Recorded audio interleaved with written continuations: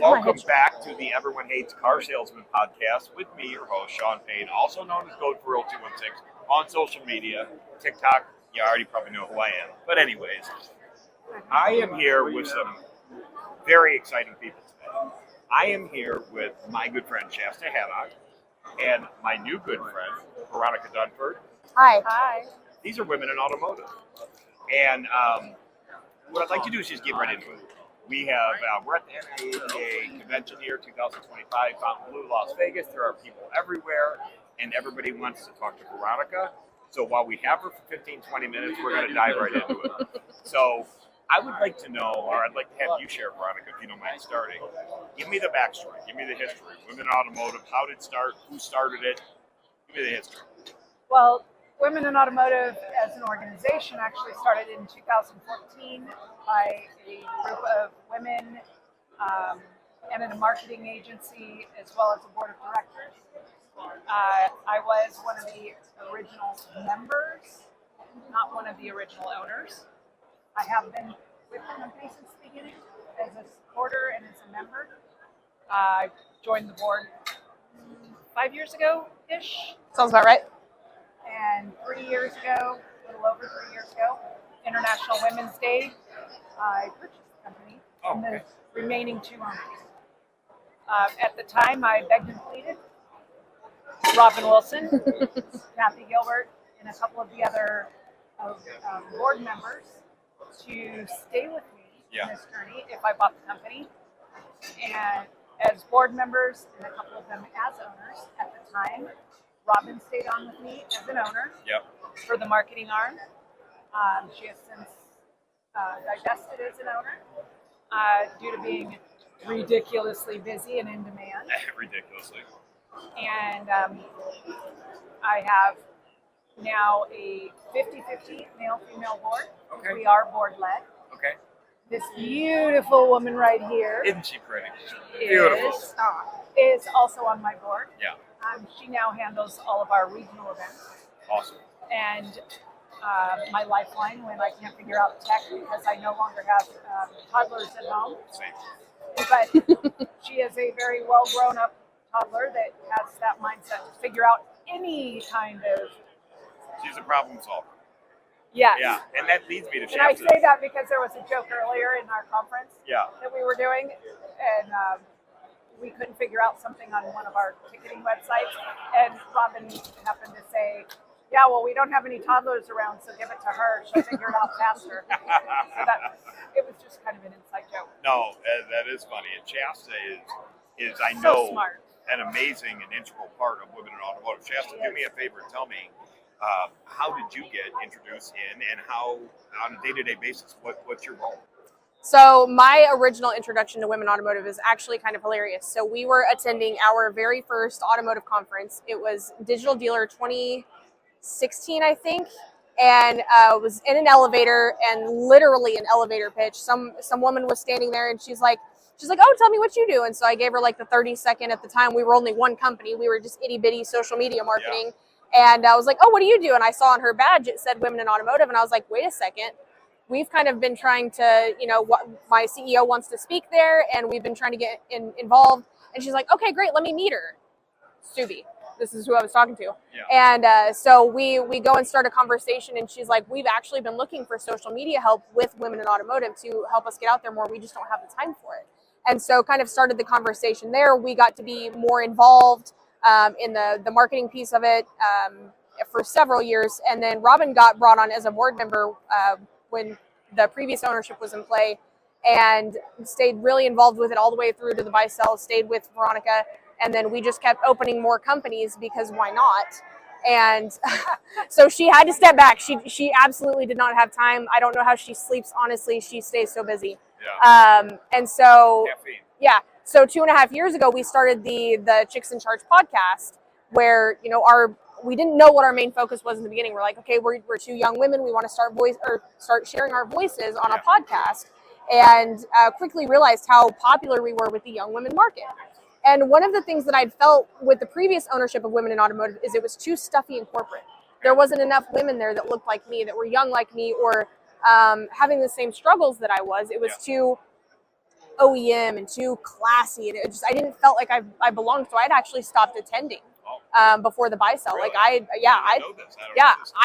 I had I had stopped attending and really kind of backed away from it. Yeah. So then when Veronica purchased it and her and Gary and Kathy took over, it started to shift back to something that I could be a part of. So then we had the podcast, and that went really well hand in hand, of course, with Women in Automotive. Yeah. So last year at the annual conference, we announced that we were officially partnered together. And so, Awesome. yeah, been hand in hand ever since. And then we started up the regional events really on a structured basis, March of last year. Had a really big one in Kansas City that was crazy successful, and had so many people showing interest after that were like, okay, so these should be a thing. But what we quickly realized is nobody on the board was equipped to run it or handle it, as the board stood at the time. Yeah. And so I was like, well, I've run a few of these now. Like I probably have a pretty good idea of what it should look like. Like Yep. I'll take it over. Just a little bit. Yeah.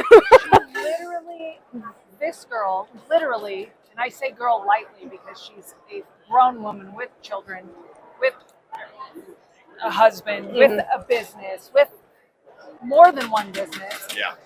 who had already come to me with a business plan of, I want to be a partner for the Chicks in Charge podcast. Yeah. I mean, you name it, she's done it. Yeah. And then she comes to me and says, okay, these socials are great. However, they're very disorganized. Oh Yeah. my God.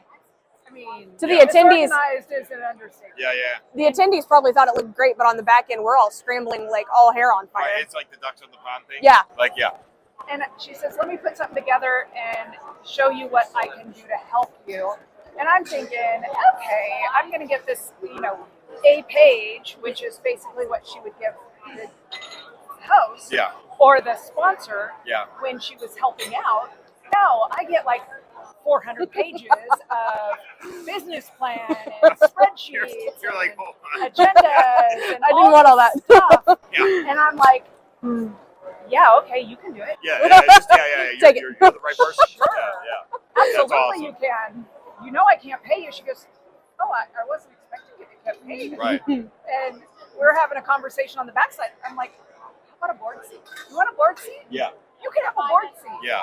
Because we don't pay our board. We're all volunteers. Well, so it's a funny story about Shasta is, so I met Robin first. Robin is Shasta's mom. And so I met Robin first, and I was enthralled with Robin. I was just drawn to her, just her energy. I call her the Energizer Bunny. We're kind of same generation, so same mindset. And, but there's a very humble side of Robin that a lot of people don't get to see. Because she's got the swag out there with the blue hair, and she's all attitude. And, She does that to match us. I'm just telling you. Okay, well, yeah. Just so you know. But I was drawn to her, and then I met Shasta, and Robin and I weren't friends that long, and I didn't know how to say to her. So I said, "Your daughter's a star." I said, How did you know she was their daughter? Nobody knew that. She told me. But I said to Most her, people don't I know said, that. Robin, I said, Shasta's a star. You know that, yeah. right? And she's like, yeah. I go, no. That girl's a star. So, and I feel that way today about Shasta, and I'm impressed every single day. I do want to stay on task here a little bit because there's some important pieces that I definitely want to talk about that I think that you'll appreciate that we talk about. So the first question was, why do you feel in your heart, women in automotive, why is this important for the automotive industry? I want to hear your version. Why is it important? Well, to be honest, I started out at 18 in the automotive industry. Okay. And that was a long time 5-6 ago. years ago, I get it. Yeah, times about, 6. And when I started, we talked about this in our session earlier, I was the only female in the sales floor. I sold 20 cars in 2 weeks. The only women Wait for it. anywhere were in the accounting office Sure. or Yeah. the receptionist. Yeah. And when it came to be payday 2 weeks later, oh, you don't get paid for that. You were training. Gotcha. Nobody else sold more than 2 cars in 2 weeks. Are you I sold serious? 20. Get out of here. And they said it was training, and they Yes. thought that you would just take Take that. it. Yeah, And, well, and did you, if you don't mind? Did you?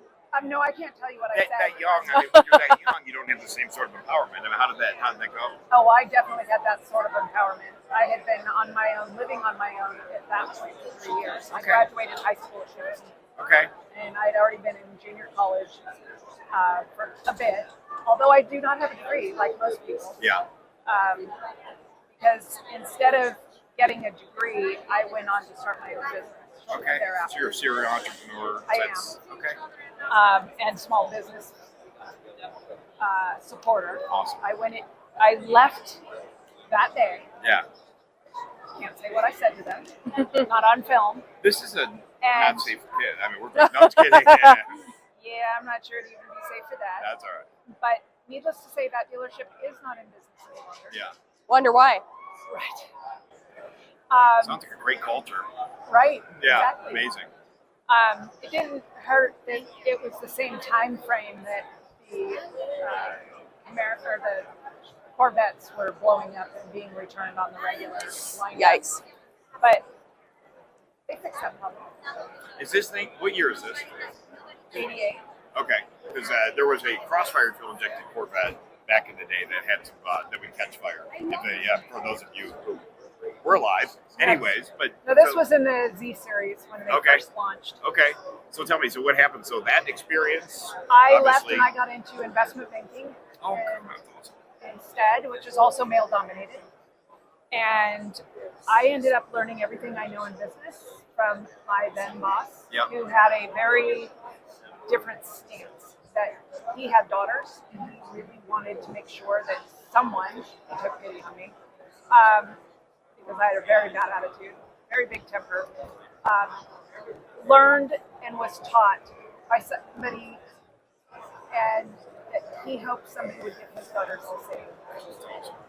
And I learned a lot. Yeah. And I did not have a degree. Yeah. That didn't matter. Yeah. So I worked for a group of investors doing business development, R&D, marketing, you name it. They wanted to buy a company. They would send me in to hire fire staff, reorganize, write a business plan. I would paint walls,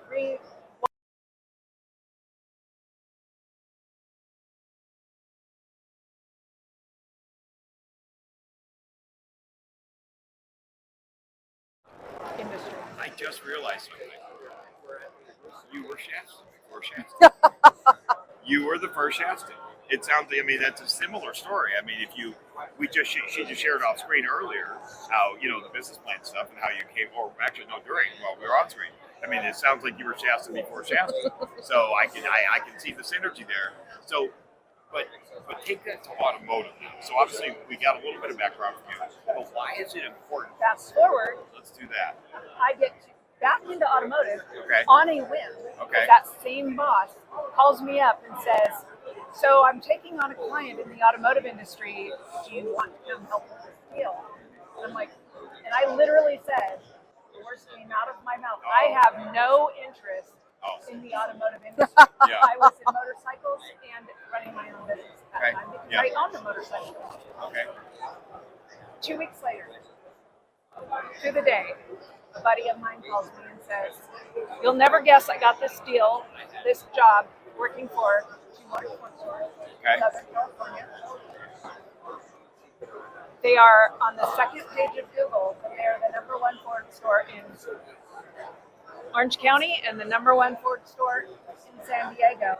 Wow. I know you have a client that works on SEO and websites.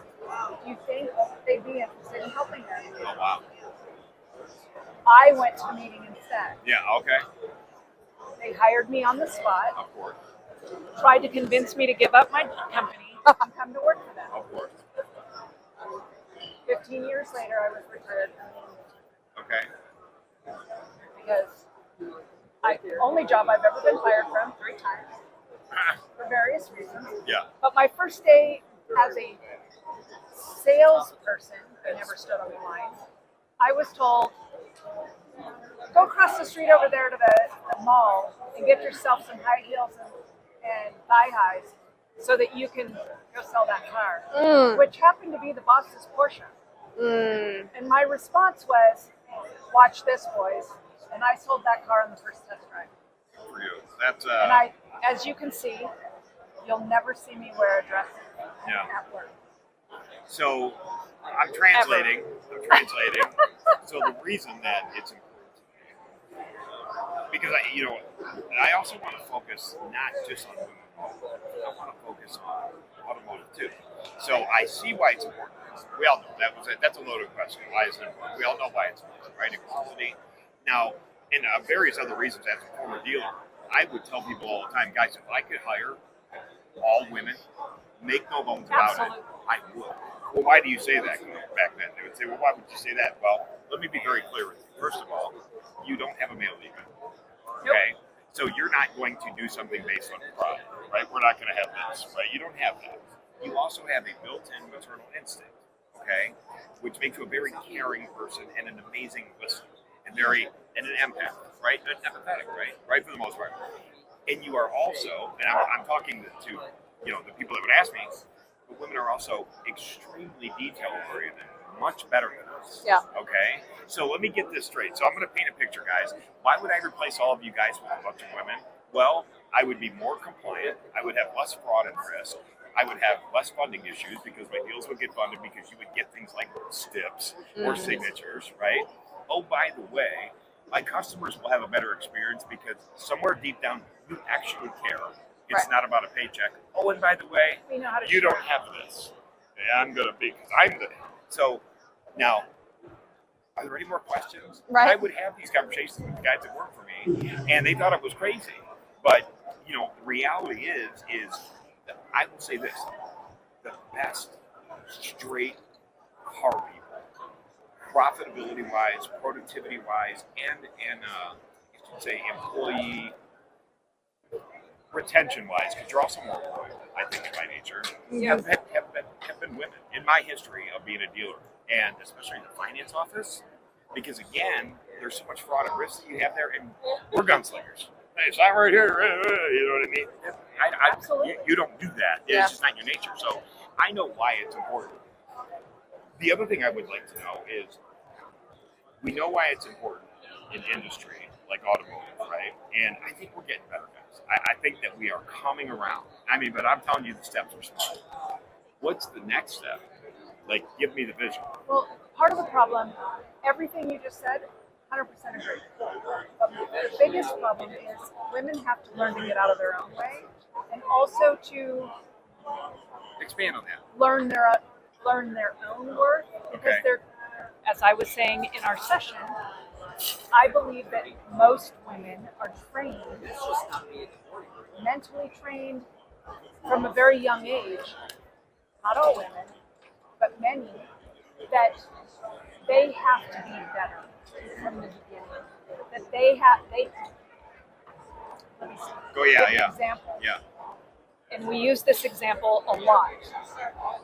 If there's a job posting and a man has 50% of the qualifications, they're going to raise their hand and they're going to say, sure, I can fit for that and I'll apply. Yeah.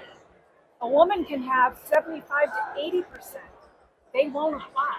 Really? Because they don't have 100%. So this is a mentality I don't have naturally, so explain that to me. Why is that? Shasta, I would like to hear your take on it. I think it's because, and this is probably going to be a very different perspective, but I think it's because women are perfectionists. Okay. So I think of it, and I'm completely making this up on the spot, but I think of it like if you were to be looking for a babysitter for your kids, maybe it's your first kid, you want the person that's CPR certified, has kids of their own, has the experience, is certified in all the things. You want to make sure they check all the boxes. Absolutely. Because you want to know that your baby is in the best hands possible. And so we assume everybody else is going to be the same way. Yeah. You want to make sure that their business, their baby, is in the best hands possible.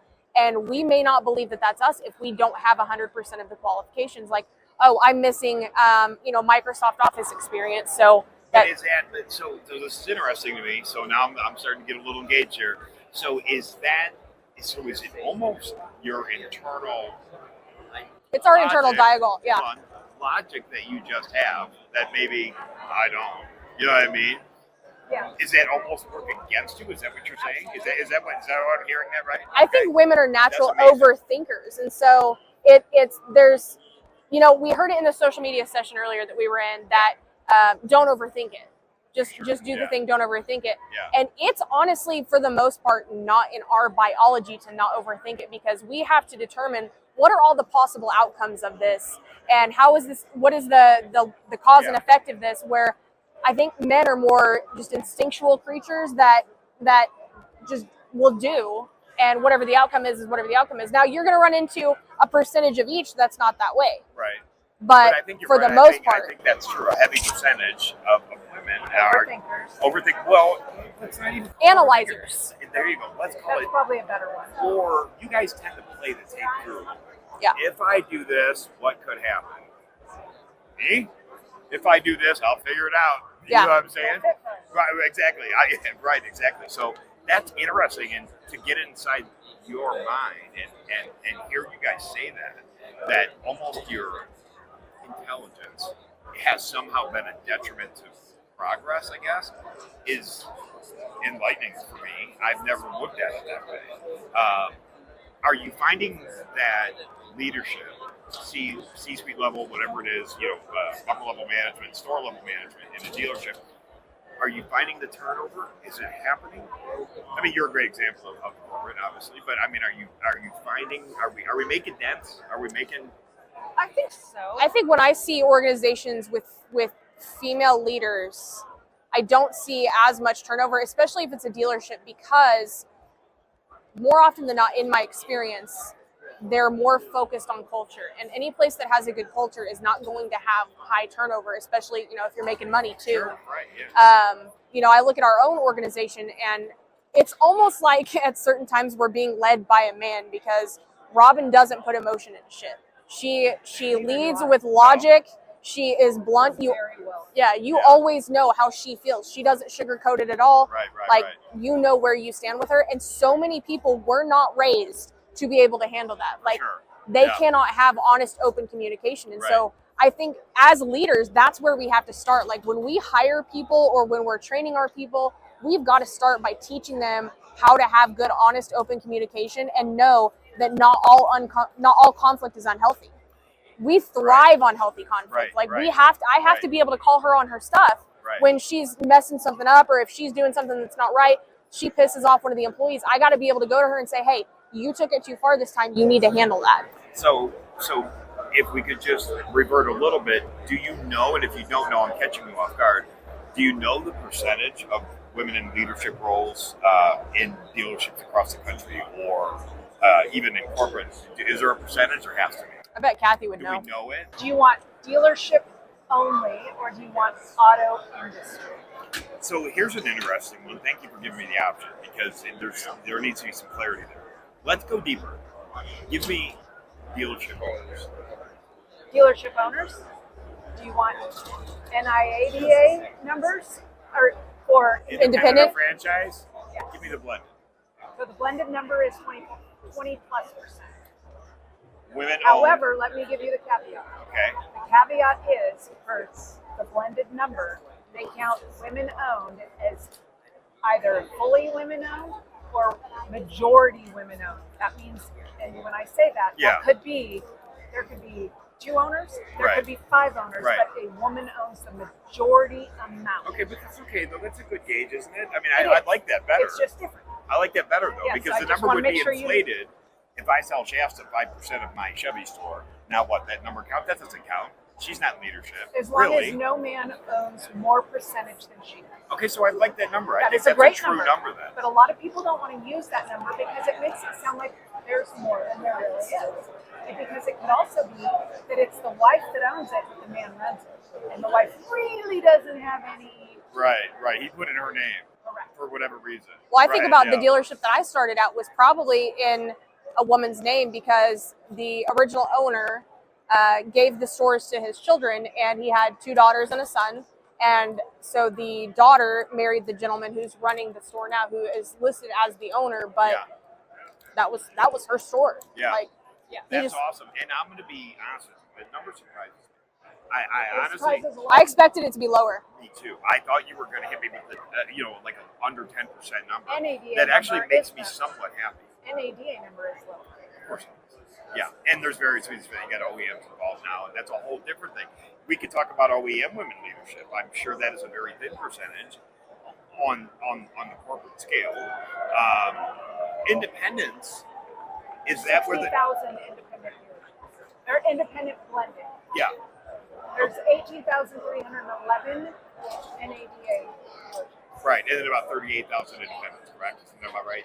40,000 60,000 total. independents. All Okay. together. Okay. blended Yeah, numbers. blended. Okay. So 24%, 24% of those are women owned. That's a good. We are making progress You because know, that was not independent always that way. It's just a license. I understand. Whether Yeah, for sure. So let me ask you this, and this is a question that I've been excited to ask. What barrier still exists? What's holding us back? I said I would love to take this one.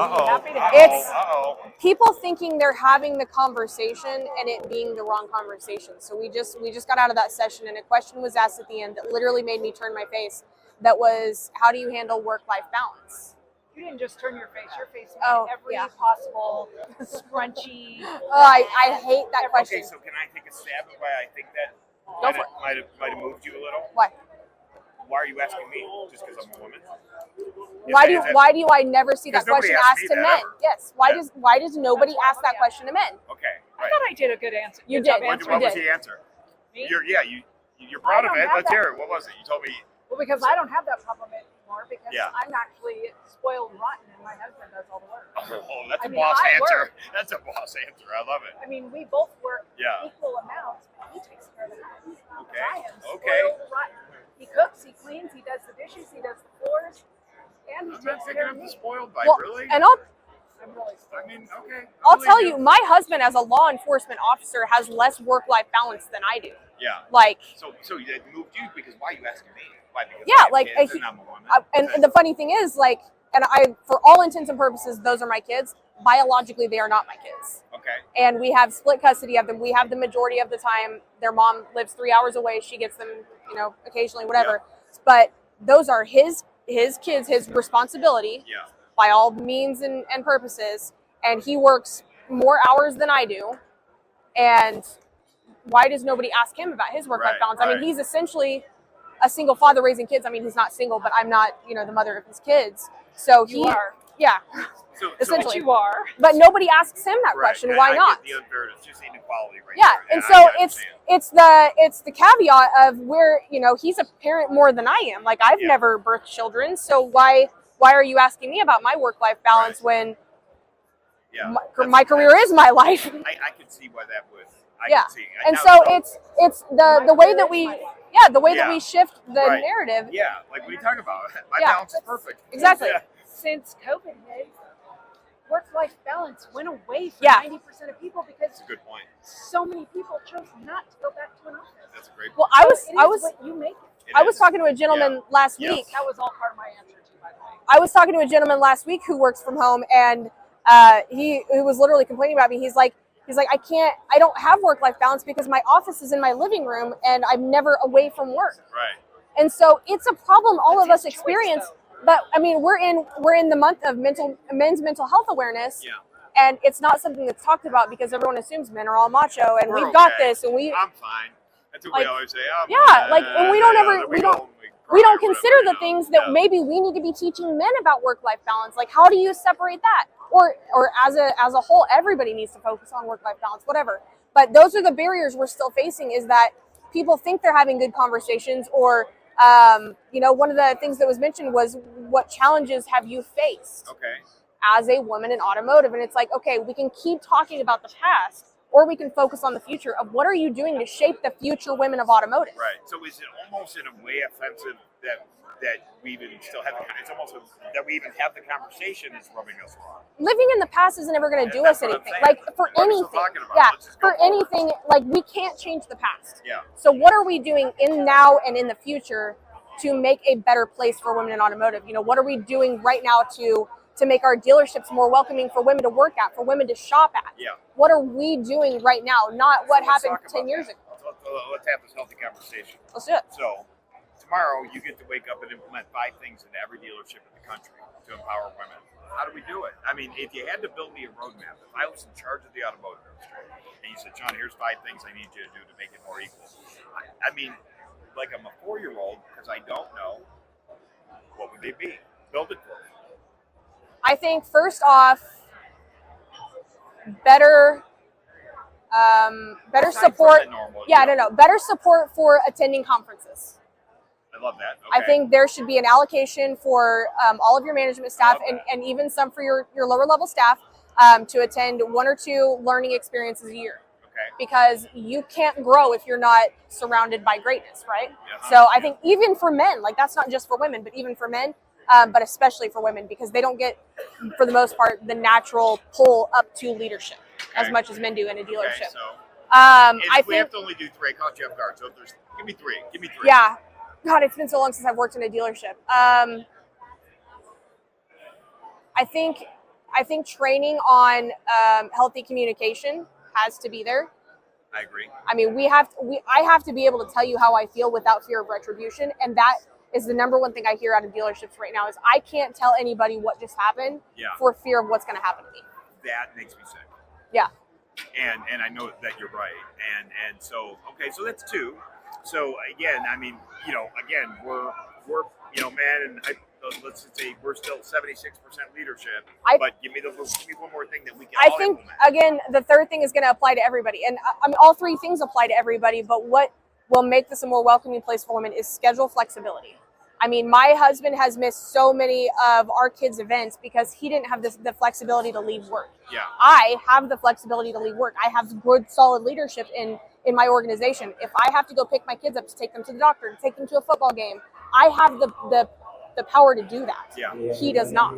So I think that making sure that we have that flexibility where you got to go handle something and you have to go to an appointment, you have to go do something without retribution, without it's going to get you a point, it's going to get you a half a point, whatever it is.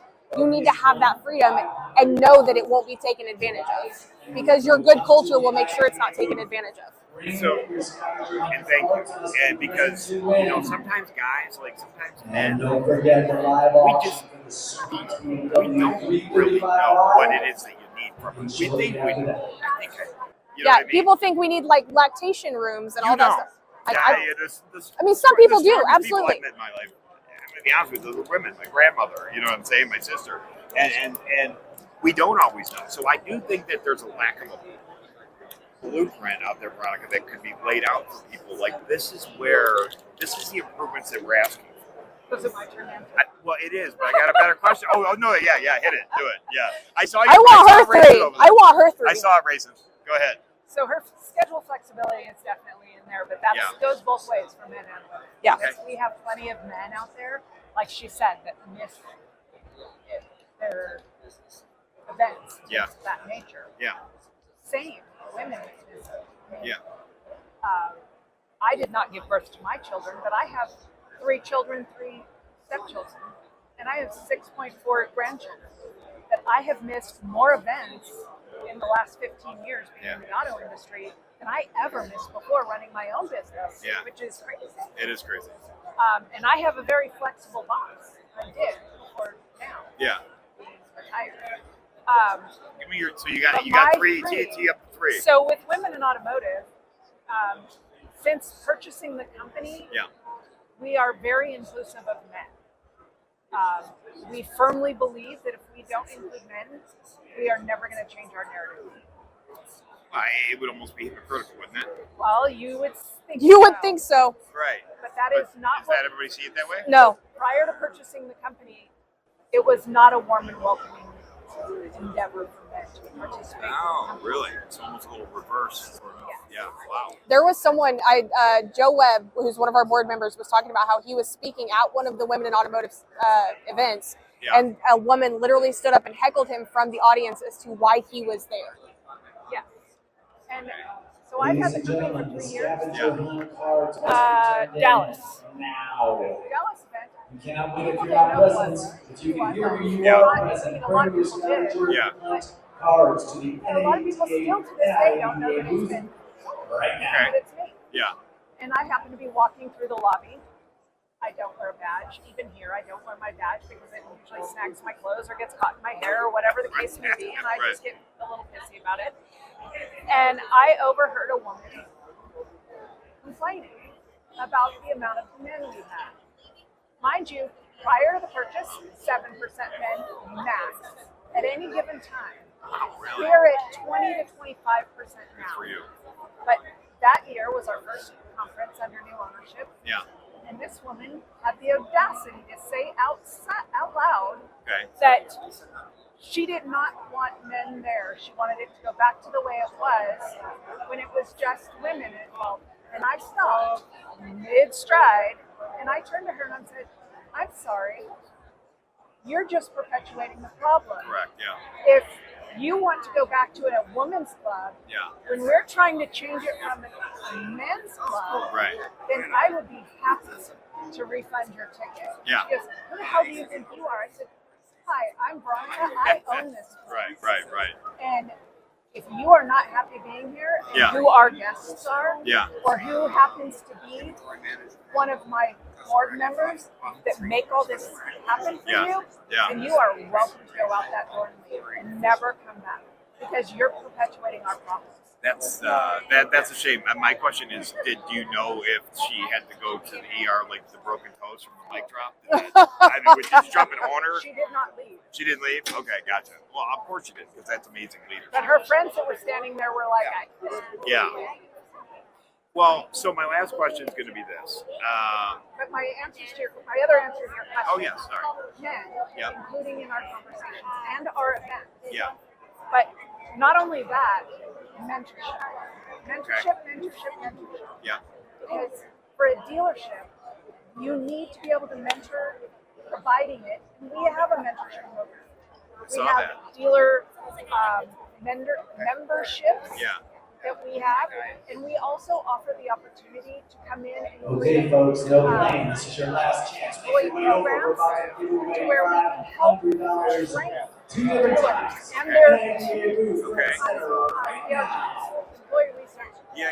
resource group Yeah. on how to sell to women, how to work with women, Yeah. how to work together, how Yeah. to collaborate, and also offer mentorships. Yeah. So that's just something that we do. So the blueprint is out there, but It is out there. I'm People gonna- just don't realize that it's out there for them. right. So there's my last question. It's her job. No. I'm coming. No. I'm hitting. Yeah. No, hold on. You're driving, right? You're driving. Okay. How do we? And I'm asking because this is in my blood. How do we use social to get this out there? So give that to the vehicle. Social media is the vehicle, right? How do we get it out there? How do we get it out there? And I don't want you to answer. I know, I'm shutting my mouth. More groups Okay. like Okay. more associations like this. Okay. I mean, I had a conversation with NIADA today. We are going to be partnering with them going forward. We are trying to be partnering with more auto dealer associations in Yeah. general Yeah. to allow more people access to us and get our messages out to them. We already have partnerships with colleges and universities. We are looking for more of those third-party universities, Yeah. like the technician Yeah. universities, Of things course. like that. Yes. Like the vocationals and all that too. Absolutely, Everything. Yeah. that For we sure. want to partner with. Yeah. But we don't have the manpower as all volunteers to search for them. Right. We have boots So, on the ground. Getting yeah. it out via this mechanism Yeah. is the best way possible. I agree. Yeah. So that they know that we're looking and they know that we exist, because we do have both sides of the equation. We are a for-profit that puts on our event, but we are a non-profit. We are building a scholarship fund for technicians only. We are building That's our awesome. scholarships for scholarships. You know, LG Bright is here Yeah. on the Literally ground right there. now in front of us. Yeah. Okay. And they upped their participation with us this year for the Northwood first University. time ever at Oh, Northwood. Awesome. They went from 1 scholarship a year to 5 this year. It'll be announced at our That's conference. amazing. 5 scholarships a year. Wow. Kudos Going to them. forward. That's amazing. Jack Barnes. Yeah. Jack Not Barnes just is the one. Yeah. We have a partnership with Kaiser University. Anyone that's a member of our organization automatically gets 25% tuition assistance for them or any family member. Really? Okay, so I'm an industry guy. I don't know this. How do we got this has to come out. I mean, you know, I'm imploring you to find a way to get this out because the message is clear, the passion is there, the leadership is there, right? I know all of you, highly impressed with all of you. However, if I was to bring up Shasta Haddock's name, or Veronica Dunford's name, or Robin Wilson's name to a male in the automotive industry, I would bet you 3 out of 10 might know who you are. And that is not okay. In the independent realm, may not know who I am. In the franchise dealer world, they likely would. Okay. 15 years. Okay, so NADA. and I guess maybe I'm independent right now. Is where Yeah. we are. You Yeah. know what I mean, that's my mindset. But so yeah, and this is the most important topic in the automotive industry, in my opinion. It is is. women. This is the most important topic. Well, and it's funny to your question earlier about, you know, you wanted to say social media. How do we get the word out there? Like I asked her earlier, I'm like, so when are we going to start doing TikTok? So Yeah, I too. don't. I'll make her a start. With See, the head, look at the look and everything, the I whole know. thing. As long as I don't have to do it, because I don't even have TikTok. Oh, you're on my doing it. phone. If she'll do it and host the account, great. As long as I don't have to put it on my phone, I'm good. You're doing it. Somebody else has to host it. I'm good. Well, She won't do I it. You wanna- even you can't bully her Then into it. listen, does go things. Give me a minute. I'll wear her down. Give me enough time. As Hey, long as you host the account. Right, exactly. Well, listen. So I'm going to close with this. The reason that this is so near and dear to my heart, real quick, I'm going to tell you guys both this, and I want it on camera, and I want it out there, because I'm not a disinterested party. This is important. So my grandmother's name was Tina Wakely, and she was a minister. I come from a family of ministers. And this was in the 70s and the 80s, and if you remember, back then, much like Automotive, and they named the ministers from back then. Jimmy Swaggart, Rex Humphrey, whoever his name was, Jimmy Swaggart, who was the big one. Well, no. So what? She, you know what she was? She was in the sidecar. And so my grandmother was a trailblazer, and so we had a Christian school and churches in my family, and she was a leader in Cleveland and a woman. And I think on the way down here, I was telling Shasta, oh, I care so much about this. And I realized it was because of my grandmother. And in some way, this is me honoring her. So I can't thank you enough for giving me the opportunity. It means a lot to even just talk to you. If I want to get a hold of you, not me, somebody who doesn't know you, how do I get a hold of you? Veronica, Talk Women to in me. Automotive. Okay, I like .org. Hold on. .org or .com. They both find you, but we are in .org. Okay, gotcha. And how do I get a hold of you? Good luck. I don't answer my phone. I'm just kidding. I'm on all of social media. You can literally Google me. I'm a public figure on Google. So just Shasta Haddock, Facebook, LinkedIn, TikTok, YouTube, all the things. Okay. I'm on all of them except TikTok. Okay, so, yeah. Yes, but he'll be running interference. If Right. I'm trying to get him to Women in Automotive next month after next. I'm coming. I will come. If I'm invited, I will be there. Yeah, everyone's invited. All right, the boss said I can come now. So we're going to wrap up. I'm sorry we ran so long. Womeninoautomotive.com or .org. If you're out there, Shasta Haddock, obviously Veronica, we can get a hold of her through various platforms. But guys, this is awesome. Thank you. This has been great for me, and I hope I can have you guys back on here again. And thanks for listening to us so much. And we are going to. I'll send you guys Veronica's TikTok account as soon as I get it going. All right. Well, thanks for listening to the Everyone Hates Car Salesman podcast. This is the part where I ask you to do something that's very easy, takes no time to do, but it really helps our podcast get found by more people. Please hit subscribe, leave us a review on Apple Podcasts, and share about it on your socials. And don't forget to tag me at GoatFurl216 so I can say thank you. And stay tuned for more stories from the automotive industry. We'll see you on the next one.